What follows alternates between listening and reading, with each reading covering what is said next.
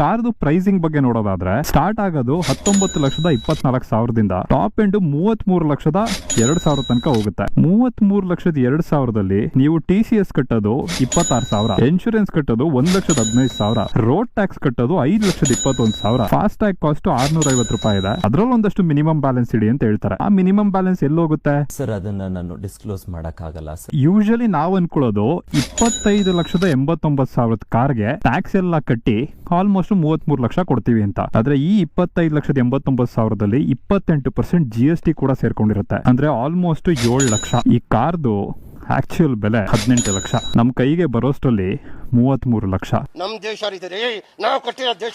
ನಮ್ಮ ದೇಶದಲ್ಲಿ ಒಂದು ಕಾರ್ ತಗೋಬೇಕು ಅನ್ನೋದು ಎಷ್ಟೊಂದು ಜನರ ಕನಸು. ಸಂಬಳ ತಗೊಂಡು ಬರೋ ಸಂಬಳದಲ್ಲಿ ಟ್ಯಾಕ್ಸ್ ಕಟ್ಟಿ, ಅದಾದ್ಮೇಲೆ ರೋಡ್ ಟ್ಯಾಕ್ಸ್ ಕಟ್ಟಿ, ಅದಾದ್ಮೇಲೆ ಕಾರ್ಗಳನ್ನ ತಗೊಂಡು ಕಾರ್ಗಳಲ್ಲಿ 28% ಟ್ಯಾಕ್ಸ್ ಕಟ್ಟಿ ಆಲ್ಮೋಸ್ಟ್ 15 ಲಕ್ಷ ಗೌರ್ಮೆಂಟ್ ಗೆ ವಾಪಸ್ ಕಟ್ತಾ ಇದೀರಾ. ಆ ತರ ನೋಡೋದಾದ್ರೆ ಕಾರ್ನ ನಾವು